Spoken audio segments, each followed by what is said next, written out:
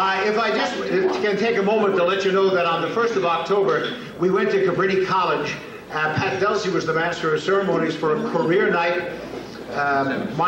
We had really a tremendous turnout, close to 300 people, and our panel was unbelievable. Pat Shiraki, Ray Murray, Chuck Carter, who is the news director at Channel 17, Nick Valley, a former anchor at Channel 40 down in Atlantic City, Keith Brandt from Rowan, Joanne Wilder, who is the public relations director at NBC 10, and it was a tremendous turnout. We want to thank all of you. And don't forget, Frank Hogan is involved with this one and also is in the process of setting up our symposium, which is the 3rd annual symposium this spring. So you'll see it in the newsletter and check that out. Now, let me introduce our guest. And I found out that he is from Oxford Circle. Now, you can't get much more local than that. Actually, he's from Levittown, because they moved out of town from Oxford Circle to Levittown. He is the Senior VP of Clear Channel. And Clear Channel, he said, was all right for us to introduce him as working for the evil empire. They are the 800-pound gorilla in the radio business. Just for those of you who may not know this, Clear Channel owns over 1,250 radio stations.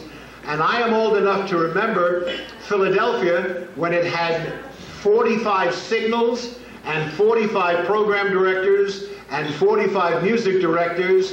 And I even met the guy who owned the radio station because he had an office in that same floor as the studio. But that was way back when. This is the Texas Hurricane, ladies and gentlemen. We'd like to introduce our local friend, and thanks to Pat Delsey for inviting him to join us. Ladies and gentlemen, Jay Meyers. I'm an old disc jockey, so I can't deal with stationary microphones, so I got to bear with me. But I should also mention I am a member of the Broadcast Pioneers as well, so I'm... Yay! This is... I cannot describe to you what a thrill it is for me to actually come here and speak to all of you, because many of you in this room, in one way or another, are really part of my life and part of why I'm here today and doing what I'm doing. I grew up, as Bill said, born in Oxford Circle, moved out there in 1957 to Levittown, Pennsylvania, graduated from the Chamonix High School, went to Drexel University, as a matter of fact. So success, Dad. Okay, you can graduate with a Drexel degree and be fairly successful. We're hoping. Now, my degree in 1973 was a Bachelor of Science in Mathematics, and what that has to do with anything I'm doing today, I have no idea.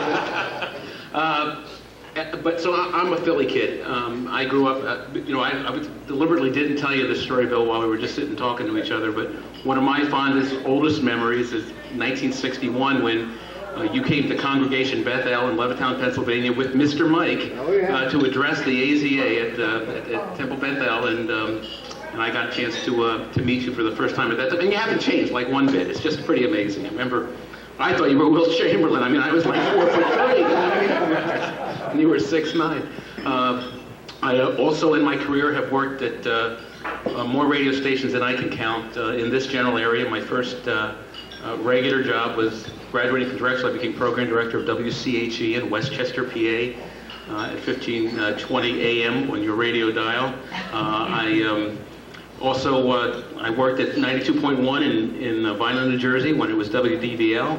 Worked at WBUD and WTTM in Trenton, New Jersey, and one of the crowning glories of my programming career was to actually have grown up and become program director of the radio station that really interested me in the radio business, which was WFIL, and to become program director there in the early 80s was a big thrill. Now, right before that, I am also one of two people in this room who had spent some time at WCTC in New Brunswick, New Jersey, the other one being Tom Moran, but he's much older than I am, and it was long before I was there. But what you all represent to me is my life.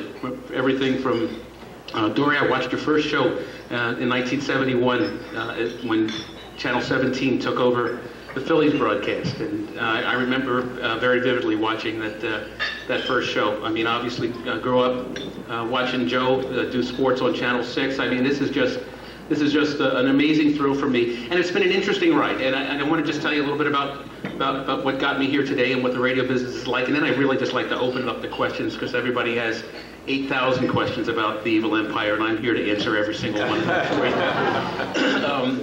I really got into this radio business for one reason and one reason only. And some of you may be able to relate to this. I don't know, but I just got into play the hits. I had no other interest in doing anything. I wanted to be the next George Michael. I spent the beginning part of my career on the air and as a program director. Always wanted to be the program director because I always thought I knew more than every program director I ever worked for. And you did! Yeah, probably I did. And sometimes, some people have always asked me, well, what actually motivated you to get off the air? And I always give them the same stock line, which some consultant created the line, "We don't talk over the intros of your favorite records." And I figured, well, then why bother? Because part of the excitement of the radio business, to me, having grown up with the advent of the Drake era and tight top 40 radio, was the science and the rhythm of being able to talk over the intros of records and be able to be coherent and be able to come right up to the post of a vocal. That to me was more than just doing that and communicating with the audience. There was a certain science to that, and maybe that's where my mathematical brain came into thing. And I did that for a while, but I just had this desire to just keep going on to the next thing. And after being at WFIL for a few years, it was a wonderful dream. Frank Hogan and I worked together at that time there, and it was a magical time. We went in and tried to recreate what had happened in the glory days of the 60s and 70s, and I think we did a great job of the recreation. And as a matter of fact, there are a lot of people in the radio industry who were 7 and 10 years younger than me that were growing up in Philadelphia during that time and getting involved in radio in places like Reading and Allentown and Wilkes-Barre and so on that still talk very fondly about that radio station. The problem was, by the time we tried to do it, almost everybody was listening to music on the FM dial, so it was an experiment that was due to fail in the end anyway, but it was a fun thing that I'll personally never forget. I went on to a couple other programming jobs and just decided that I could continue to believe all along that I could do the job of the general manager better than he could, and decided that that's probably what I needed to be, which was a really difficult thing for me because, to my dear friend Mr. Monahan, who I love more than life itself, I have never one day spent a day selling in my entire life. I've never spent a day on the street selling. That's not to say that I haven't been on a sales call with salespeople as a member of management or the like, but I come out of the programming ranks. I'm a disc jockey at heart, and that's what's driven me today. So making that leap from program director to general manager was pretty odd. The interesting thing was I had a great mentor. My mentor was Jay Cook, who was the program director of WFIL in the early 70s, who had made that leap, and so he became a great confidant and a friend to talk about that. And someone offered me the opportunity in 1986, and I made the leap from program director to general manager. Did that for a few years. Got hooked up with a company that was going to be buying a station in Detroit. I was going to go there as the general manager. I was working in New York City, had an office in New York, and as we were attempting to buy the station during 1991, which was the first Gulf War, difficult time to raise money, and the company caved. They lost their financing. They were about ready to go into bankruptcy. I walked in one day and said, "Hey, I hear we're going under. I need to be able to have some kind of a guarantee or something." So they gave me a 3-month guarantee. I walked in the next week and they said, "Your 3-month guarantee is good for you because you're the only one left. And by the way, they basically had let everybody else go, went into a Chapter 11 bankruptcy and said, please sign here." And I said, "The title's wrong, I'm the vice president." And it says here that I'm the president. And they said, "Yeah, but only the president can file the bankruptcy papers. The board of directors will be electing you while you're on the airplane to go out to the affiliate radio stations and tell them we're declaring bankruptcy." So that was my introduction into corporate management, and that 3-month guarantee became a 3.5 to 4 year job of working that Chapter 11 bankruptcy out. Became what I affectionately call my Wharton MBA on the job. And from that, I ended up beginning to work with banks on troubled loans. I'm an old disc jockey. Here I am. I'm sitting in president of a bank in Milwaukee. Talking to them about their troubled loans in the Midwest, and they're signing papers that make me the receiver, and that was kind of neat. And so I opened my own consultancy off of that, and started consulting an awful lot of different companies, and hooked up with one which was called J-Core, and started doing some work with them, and got very friendly with the CEO named Brandy Michaels, and he kept saying to me, "Really want you to join the company, really want you to join the company." And he said, "What do you want to do?" He said to me, "Want me to go buy some radio stations in Philadelphia? It's your hometown. You can go home. You can run the radio stations." I said, "Well, that'd be kind of cool, but I like being a group head." I thought that was like the most fun job in the entire world. And so the next time that they had made a big acquisition, he invited me to join the company, and Clear Channel acquired us in 1999. And so I've been doing this as a group head for about 6 years, it's a fascinating job, because basically the job that I did yesterday is now different today, and so on down the line. I have right now responsibility for about 200 radio stations around the country. That's astounding. Back when I was involved in the business, originally in the 70s and the 80s, you could only own any company could own 14 in the entire country, and that would be 7 AMs and 7 FMs. And the companies that were willing to buy that many, the CBSs and folks like that in the world, they thought that job was so difficult, they needed one guy to be in charge of the AMs and another guy to be in charge of the FMs, and they had literally floors of New York office buildings to run those radio stations.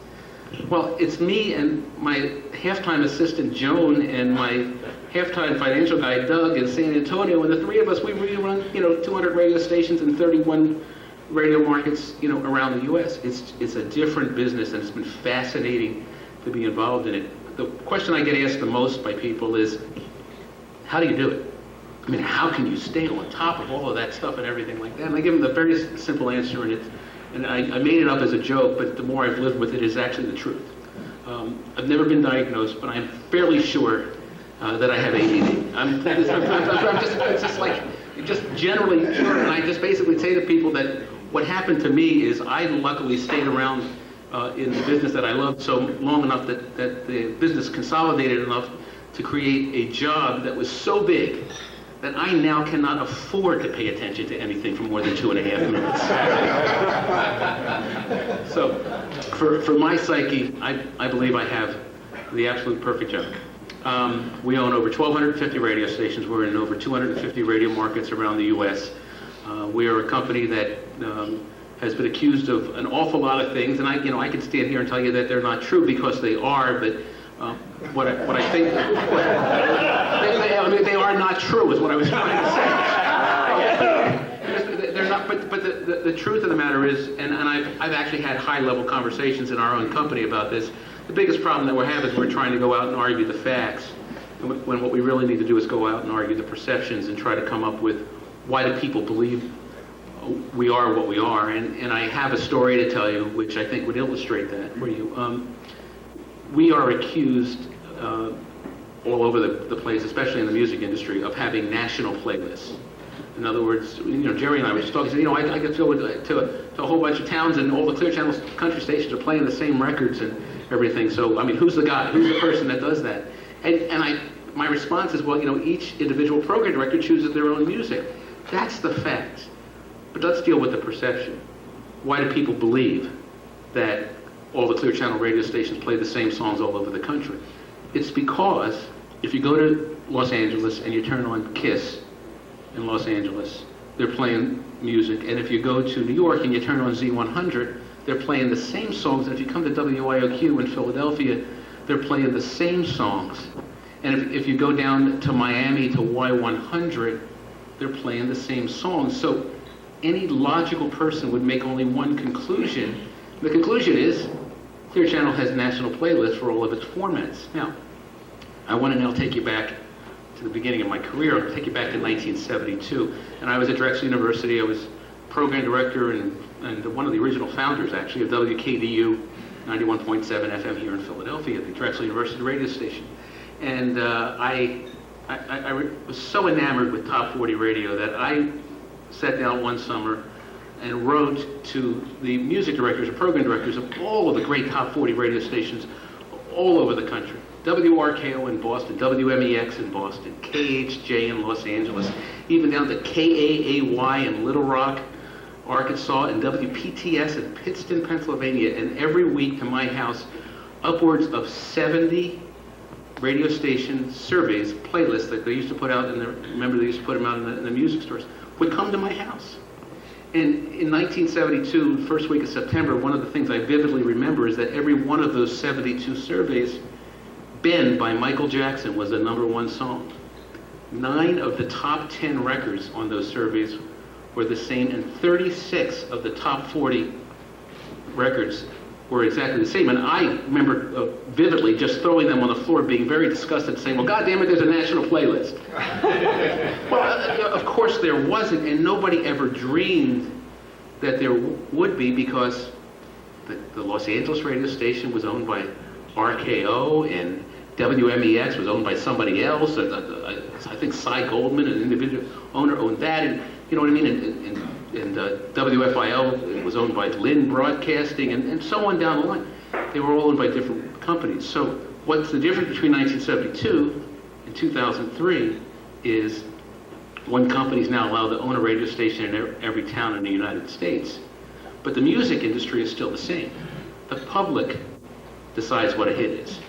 Cal Rudman's known this for years and years. A hit's a hit's a hit.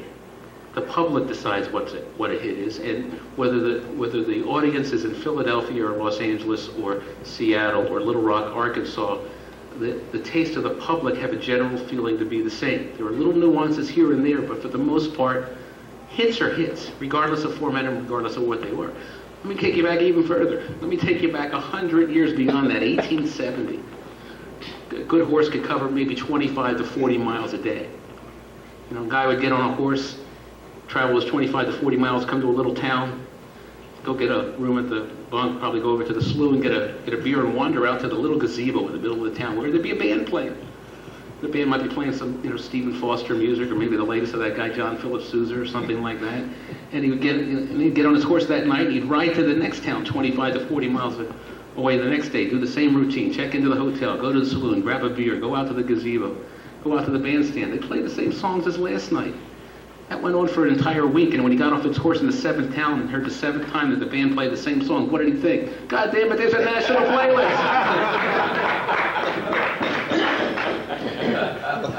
The point is, the public has always chosen the hits, and now, because we're so big and we can own so many radio stations, and because in the psyche of our society, big is just viewed naturally as bad.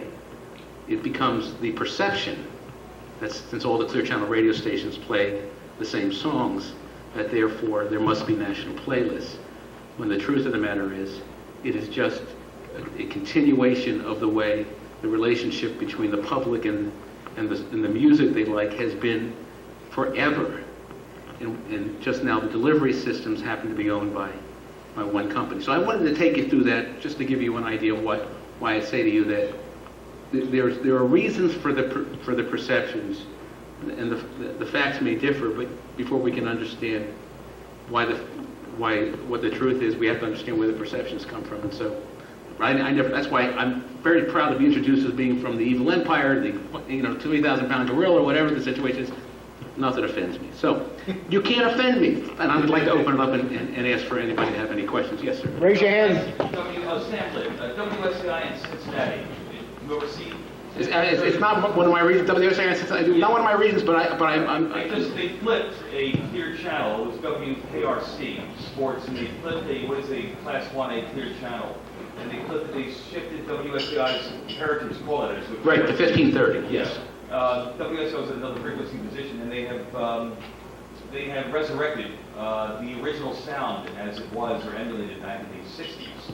And you can pick it up here in Philadelphia at 15:30 at night. Right. It really sounds remarkable. It's very exciting, and I was just wondering whether or not you that oversaw that, because it captured part of the element that you said was part of your heritage. And it's interesting, I am somewhat involved in it, but kind of like in a superficial way, because I happen to live in Cincinnati at the current time. And so I was kind of like part of the oversight team that gives input into that particular thing. But it's a couple of guys in our company who are from Cincinnati who have recreated that. The bad news that I can't give is that it's just not getting ratings yet. I mean, and we're not throwing it away either. Just to give all the history, understand that SAI were heritage call letters at 1360. Right. CKY was the heritage call letters at 1530, and I used to listen to that frequency in the 60s here in Philadelphia. We also flipped the call letters, so the CKY heritage call letters are also on 1360 frequency, which used to be SAI, so we kept all of that. The point is that it's remarkable, and I don't know to what degree the ratings will prove to be successful, but it is remarkable into what they have captured as an entity. You can tune in, although it's mono on AM. Right. But as far as what Clear Channel can demonstrate as far as a service to the industry, there it is. That's the example of this. Well, I'm glad you brought that up, Sam, because the other thing that people accuse us of is that the fact that we own all the radio stations is bad for radio because it is limiting choices.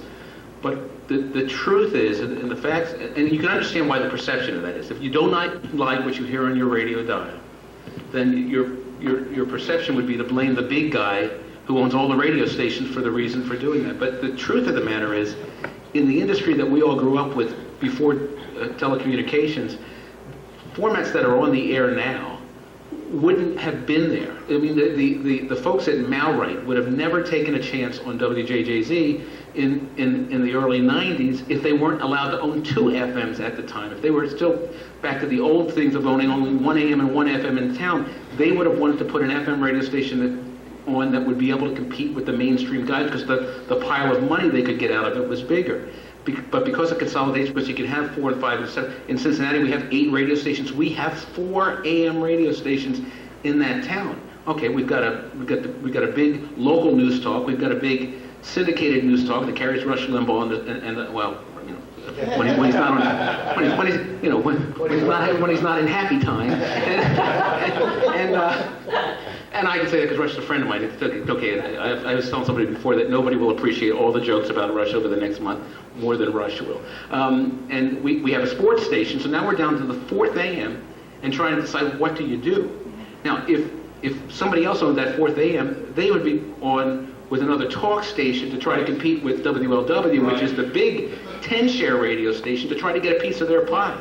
But because we own WLW, we will now go take a chance with our 4th AM, put something else on the dial that wouldn't exist before if we didn't own those radio stations. Yeah, that's a great example of a true service, not only to the listeners, but to the industry itself, and it's being done right. Right. It sounds remarkably exciting to the degree that you're going to want to go to 1530 for a dose of your favorite oldies, Right. and avoid the regurgitated oldies FMs. And that's part of the promotion package, is that if you're tired of the regurgitated FM oldies, flip on us and hear the... Byron Sam is the marketing director for the radio station tomorrow in Cincinnati. Now that granted you're in the bullseye. It's the first time in my entire life I could ever look at you eye to eye.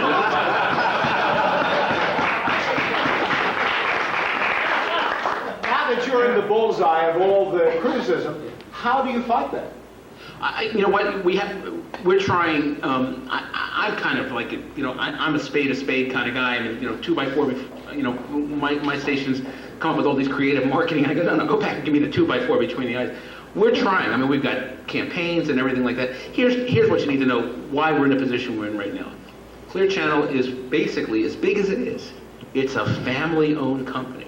It's owned by the Mays family, Lowry, Mark, Randall, Peggy, Kathy, Joan. I mean, the little family, they owned it in 1972 into what it is today. Lowry's got, over $1 billion of personal net worth and all that, but it's the family-owned thing.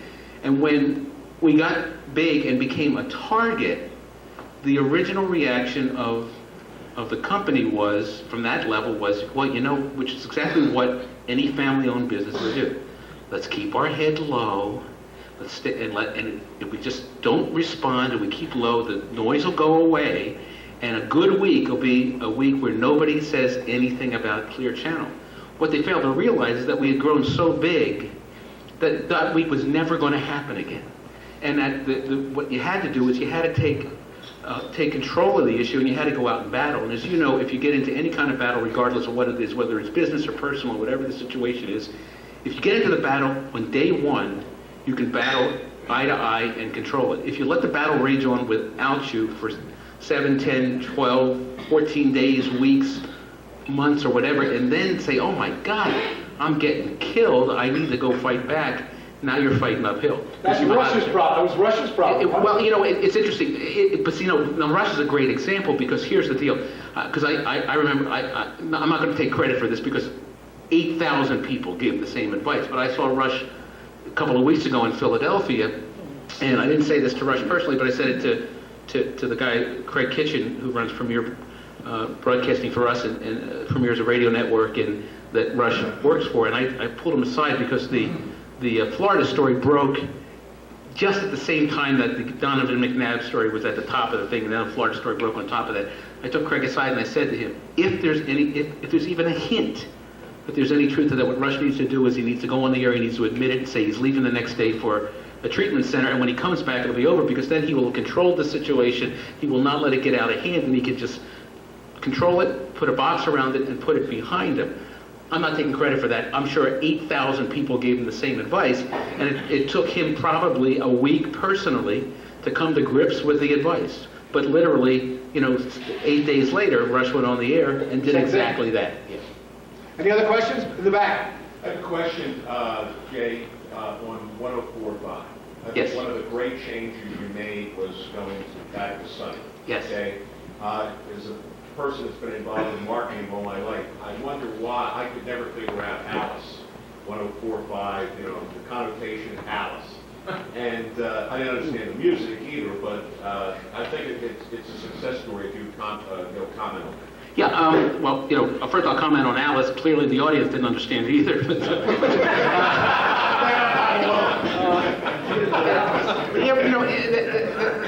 There was a phase that we went through as an industry, and there's stuff, because there's an Alice that's going to crop up someplace else. Alice wasn't anything except a name. It was kind of like, Alice doesn't live here anymore. I mean, I think the first Alice was in Denver in the early 90s. We've had Alices that have been classic rocks, that have been alternative rocks, that have been, modern ACs, that have been mainstream ACs. And, we have,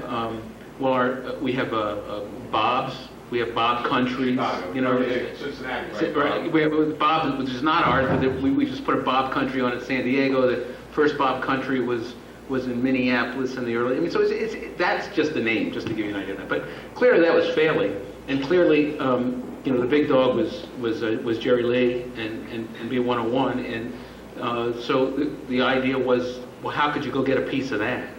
Because it was so big. And we thought we saw a hole there with Sonny, and we felt that enough time had gone by where now, there's a line from Barbra Streisand's song, The Way We Were, where she says it, and it's the laughter we remember when we remember the way we were. And so when 10 and 15 years go by, because remember, before Alice there was Star, and before that, there was Sonny, and the Sonny of the 80s, or the late 80s into the early 90s, was about a format change every 9 months to change the music and this and everything like that, and it was all over the place. And by the time they changed the name Sonny, that was Pyramid Broadcasting back in 90 or 91. Sonny was shot. The research would have said that Sonny meant something different to everybody else in this room, and so therefore that was shot. Now, time goes away. You're trying to invoke, one of the great ACs of the 80s, and why are you doing that? Because one thing that we learn in the radio business is that the music that you're most fond of, most people in this room, and the music that you listen to between the ages of 14 and 18, your high school years, have a tendency to be the years that you take with you. Well, if you go, Sonny would be very fond for people that were in high school in the early 80s, mid 80s, late 70s. Sonny came on the air Sonny came on the air because I was there at the time. One of the other jobs I had, I was the overnight guy 104.5 WRCP FM, 2043 Locust Street, 3-floor walk-up, okay, with the with the studio on the back alley, and the winos used to knock on the door in the middle of the night during the breaks, okay? So, but Sonny came on the air as a beautiful country station in 1977, and then a year later became kind of an AC, and that's when, and then Don went over, I think, around 79 or 80, and that's when the station, really took off. But so it became fond memory, and we felt, to be real honest with you, we were looking at two different directions on that thing. One direction was to see about buying a WFIL call letters back and going WFIL FM and making it a little bit more brighter and a little more 70-ish than the current Sonny is. And the other one was to do this and to be more of a 70s, 80s radio station, and then be looking for the memory of the people that grew up at that time, because 80s seems like, oh my God, they must be kids. But if you run the numbers, somebody that graduated from high school in 1983, okay, is going to be 39 next year. So we're talking about being right in the heart of the so-called Money 2554 demo. Was there a question? Yeah, Mike? Yeah, I'm back to perception again, Jay. Because in this age of consolidation, it's happening in television, it's happening in radio. I hear from people in both mediums where they're saying, well, corporate said we have to do this. What are you doing to balance localism, which is a very important key in the process? There's two answers to that, Mike. First of all, having been there in various levels of management, all about, I will tell you, honestly and truthfully, that 85% of the time that an employee says, corporate says that we had to do, it's their polite way of saying no, okay? and they just don't want to take personal responsibility for the no. And that's the truth. I mean, because I used to do it, the general manager won't let me. I love that, but the general manager won't let me. Or, the owner lives in Syracuse, and God, if he came to town and heard that, I'm sorry, I couldn't do that. But listen, I think you're a great guy, and I really love you. The localism thing is an interesting one, because, the truth of the matter is, localism is important. Because you know what? If you're not a local radio station, then you're just not going to win. Because if localism wasn't important, I'd truly be worried about satellite radio, which I have no worry about at all. The reason I have no worry about satellite radio is that there's been one business plan in the last 50 years that was seriously based upon the fact that people will pay for something that they can get for nothing. Before you say it's cable TV, it's not, because you cannot get what you get on cable TV for nothing. You could only get 3 VHF stations and 3 UHF stations for nothing. Everything else would cost you money. The one thing is bottled water. You have no idea whether somebody's sitting by the spigot up in Oxford Circle, filling the bottles up and putting them on the shelf. Okay? But so I'm not all that worried about satellite radio until I can find a way to be local. We're local all the time. What happened is, during that time that we were in the bunker, we allowed the localism issue to become an issue of location as opposed to content. And what we all know is the radio business is all about what comes out of the little speaker on the top of the dashboard. That's really what the entire industry is about. It's about what comes out of the speaker. Where it originates from is really irrelevant. It's content. We have people that live in other cities that do shows in cities that I'm here to tell you, and I've been a program director most of my life, and it's what my base beliefs and what my base skill set is. These people are far more prepared than anybody that's lived down the block from me has ever been coming into things. Because with the internet and everything like that, I've had people who voice track shows into Cincinnati from Houston when I've been visiting in Houston, come by and say to me, hey, it's great that the bridge reopened last night, and oh my God, that accent the other morning was just unbelievable. How did you have to come down 71, with the Kirby Street exit and miss that accident? They are so well prepared, and radio has always been about those. We have some great radio personalities in this room. They'll all tell you it's all about prep. It is all about prep. It's all about reading the newspaper and knowing what's going on in the town. And I can tell you from being a disc jockey and talking on the phone, there were a lot of shut-ins that knew more about what was going on in the town than I did, because I could drive a car. So it's all about prep. We allowed localism to get away from us and become a location issue rather than a content issue. Radio is always going to be about local. Yes.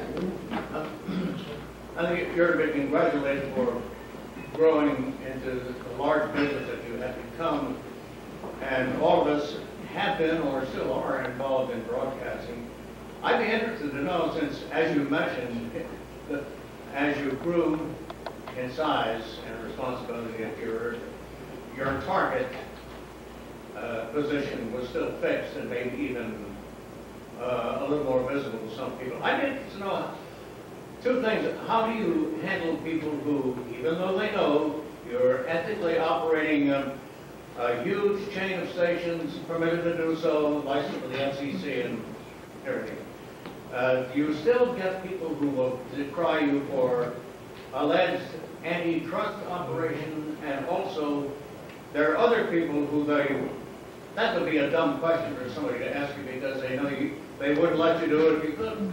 But secondly, more important, how do you reply to people who might accuse you, as I'm sure some groups do, of having too much power, especially your company, in too many stations? Great question. Two Do great. you know that Nat Wright used to do the Nat same Wright! control? All through the night, Nat Wright, absolutely. I never went legit.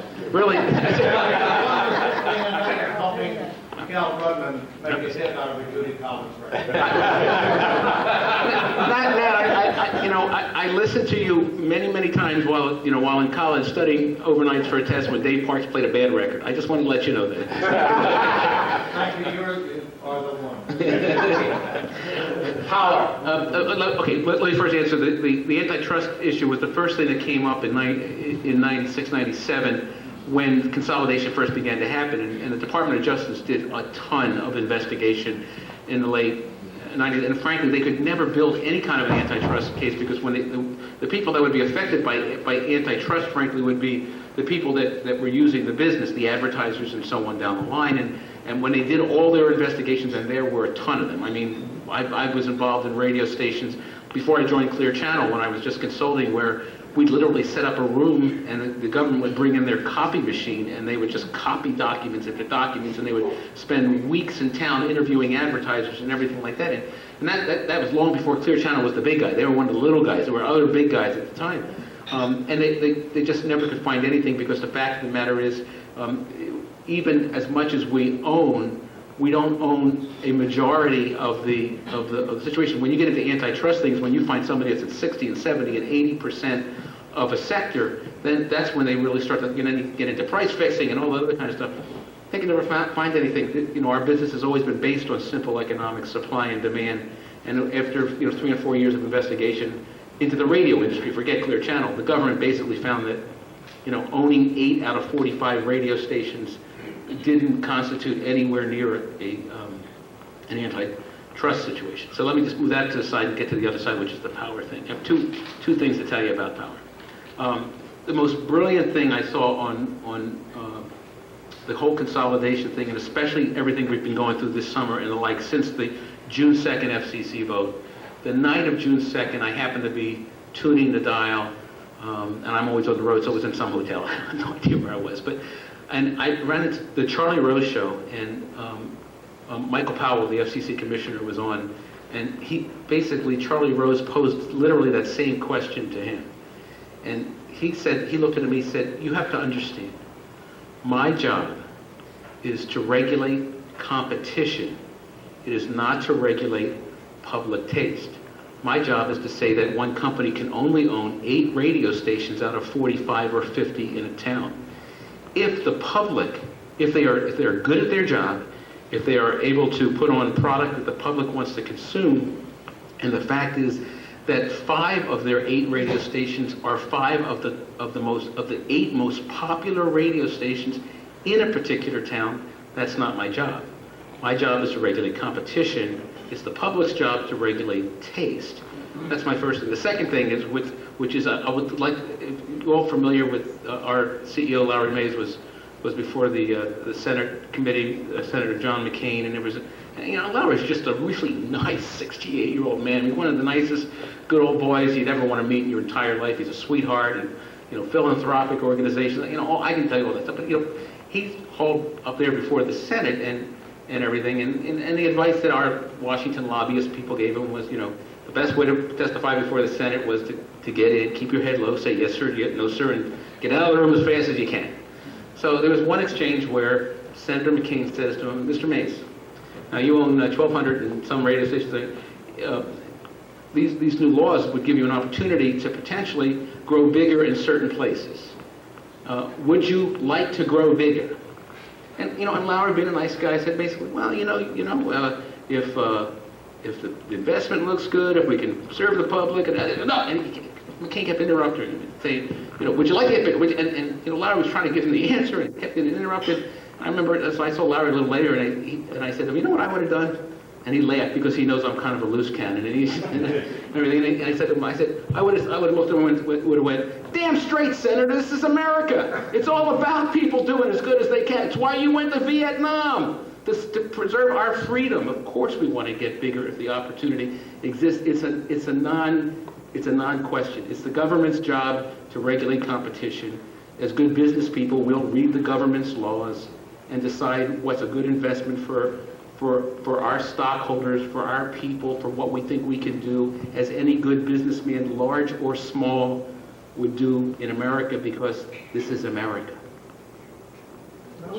Before we close, Pat wants to make a presentation, okay? And Pat's the reason Jay's here. Wasn't this a phenomenal look? Inside field. You have a guy here born and bred in Philadelphia, doing an overnight, trying to get in maybe on a weekend here, whenever he could get into the business, and finally did, and then moving and chucking and weaving, I'm sure, over the course of time, but in a position right now where he is the 800-pound gorilla, but he was also the overnight guy, one of the small stations in the Philadelphia marketplace, and a career and a life that has been phenomenal. Congratulations to you, and we're so happy that. Give him a hand. Absolutely. I think June 2nd you were in Atlantic City with me. That's right. And you probably were listening to one of the stations maybe down the shore or in Philadelphia driving through. I was actually, now I think about it, I was watching the TV in Caesar's Palace. I remember that. Yeah. And that's basically how today came about. We saw one another and renewed acquaintances at the New Jersey Broadcasters Association convention in Atlantic City. As a matter of fact, he was doing the same thing there to the entire convention that he is doing today here to our organization. And I said, is it possible, because I know he was out in Kentucky as his home base, but possibility going to come home sometime soon? He says, I'm coming home, and he mentioned the date, which was just a couple of weeks ago, October 1st and 2nd and so forth. He said, but I'll come back again. And thank God, he's a generous person with his talents and his expertise to come back. He was here for the National Association of Broadcasters Radio Convention right here in Philadelphia on the 1st, 2nd, and 3rd of October. And he was kind enough to fly back and fly back in for our enjoyment here today, and we want to thank you so very much. Little token of our appreciation, when you're doing the guard work outside, you can wear this watch, and when you look at it, you remember the broadcast pioneers. Thanks again for being with us. Jay Meyers.